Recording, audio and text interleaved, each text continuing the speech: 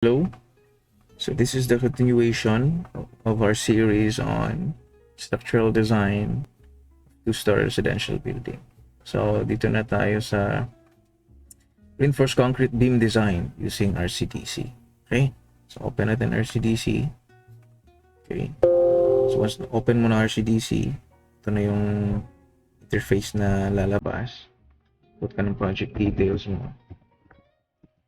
Project name.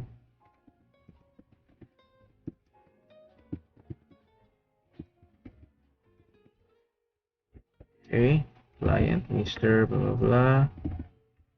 Then design code natin, dito na tayo sa latest, which is 2014 PCI. And then link natin.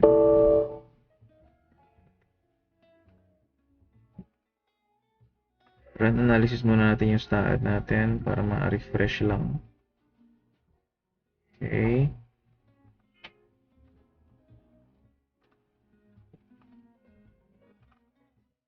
Yun. Then, sa design element, beam tayo. Then, pag click mo ng beam, yan, lalabas yung mga levels. So, roof beam tayo muna. 8.3, top level. Create new project.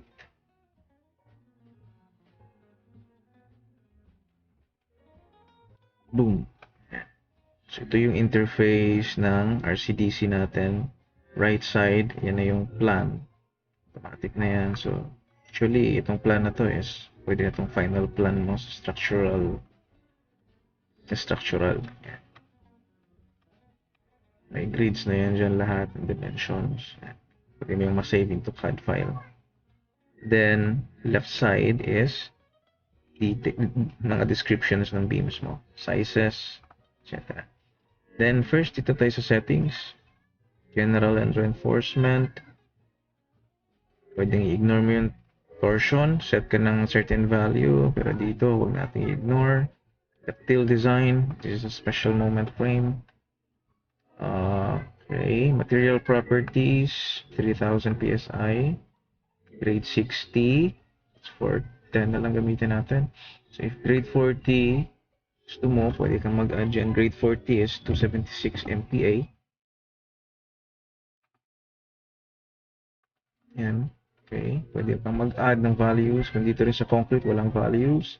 Ito lang dyan. So, use natin ang grade 60.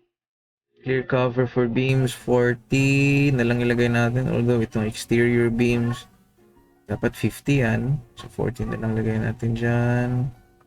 Main steel bars, we'll be using 16. So, minimum, maximum, ginawa kong 16 para naka-fix na siya dun sa 16. So, steel, 13 na lang yan. Itong SRF, sidebar for torsion, ayan, 10 to 16. Okay. Next, rebar curtailment, base na yan sa code. Default na lang natin yan, details and drawings. Yan, default na lang natin to. Minsan may, usually ito binabago ko to. Itong preview na to. Tinatanggal ko yung number sign. Then, ilalagay ko. Yan, para ganda tingnan.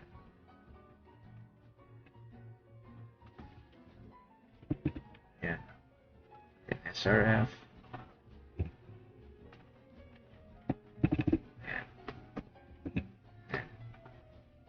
Okay. Then, preferred bar spacing. Yan, pwede mo kong i-adjust. Palakihan mo ng number of bars sa isang row. Gawin mong 5. Hindi natin kung pasok sa... Okay, pasok pa rin. Kung 6, hindi na pwede. 5 lang. Ito, pwede pa itong gawing 6. Okay. After nun, basic load cases. Yan. So, ito yung magiging setup ng basic load cases. Load 1, load type is earthquake along X direction. EZ is earthquake along Z direction. Dead load. LL is live load. Copy mo lang yan lahat. Transfer mo sa kabila. Okay, for the load combinations, pwede kang i-adapt mo yung nasa analysis mo, which is yun naman na yun. Or, pwede kang mag-add mag-add or mag-edit ng mga bago. Check natin yung load combination. Dapat is yung ultimate, which is, ito naman yung ultimate. Okay. Okay. After nun, ready for design na. Design, auto-design.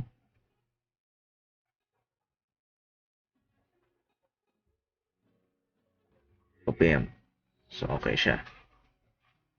Now, kung di grade 60 naman, available is grade 40 sa area. Or yun yung ideal for the budget, grade 40. Try natin ng grade 40. Yan. Design.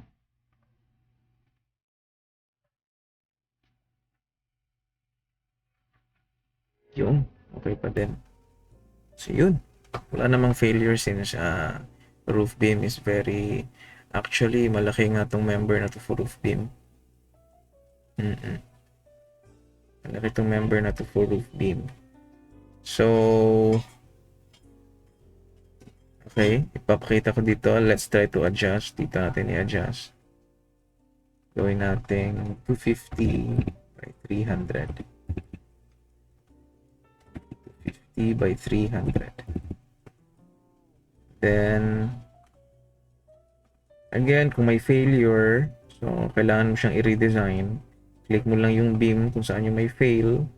Magre-red yan kung may fail. Click mo lang yon, and then right-click mo lang yon, and then design. Yan. So ito try natin i-change. Since malaki yung 300, 400 para sa roof beam. So 250 by 300 na lang tayo. Yan. Adjust ko na yung dimensions. Okay na yung concrete grade, steel grade. And then to redesign, click mo lang to.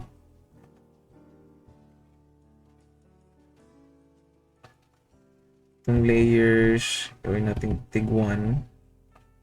Kasi hindi pala siya pasok sa 30 by 30, sa 300 na depth. Yung magdadalawang layer. Okay? See, yun. Fail. So, hindi siya pwede. Try natin 350. Then, 2. See? Yun. Okay naman. So, na-adjust ko yung size ng beam. Sa roof beam natin, 250 by 350. Then, accept. Adjust na siya. Okay, so pwede mong gawin dito. Or pwedeng doon mo i-edit sa Staad. It's up to you. 350. 50, 350. Yun. Okay. Ngayon, kung may changes pa dito, base sa design. So, I believe okay naman ito lahat. Ngayon, kung may changes ka dito, dito ka lang sa file para ma-update yung Staad file. File, update analysis file.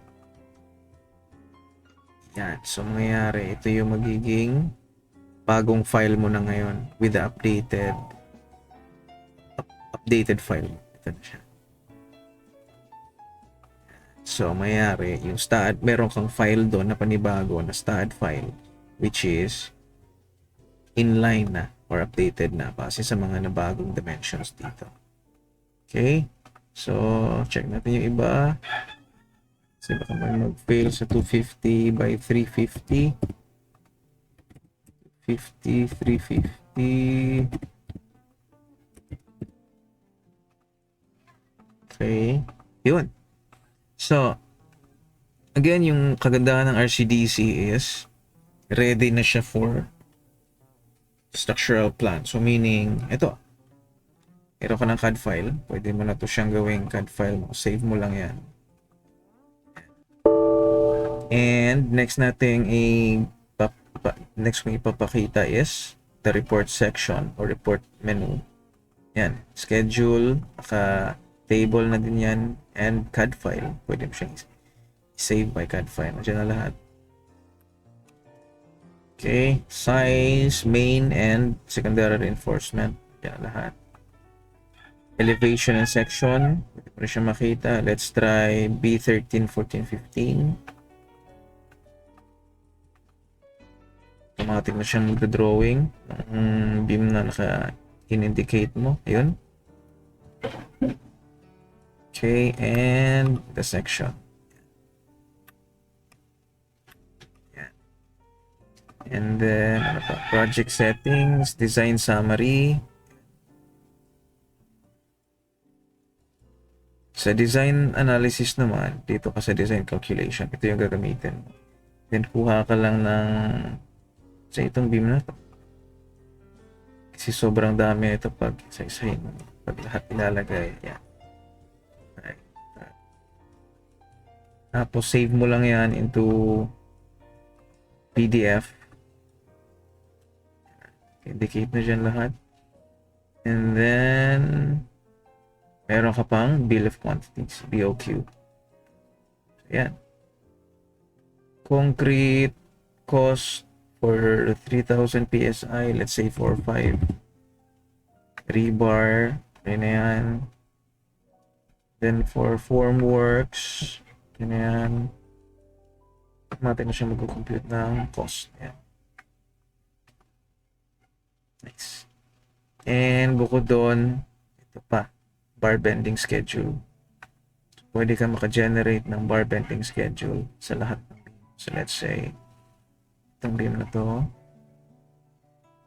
minimum rebar length. So usually commercial, most common commercial size 6 meter. Yan, lagyan natin dyan 6 meters. And then pwede kang magpili either drawing, naka-drawing, or spreadsheet, or both. So dito in this case drawing lang ilagay natin. Then detail and drawing section. Okay. Ayun. Then generate. Ayun. Yun na yung mga bar bending schedule ng na-select nating beams. Yan. So naka detail na dyan yung drawing lahat. Ito yung lap splice and everything. Yan. Ito na talaga yung actual bar bend, actual rebar cutting and schedule. Okay? Ayun.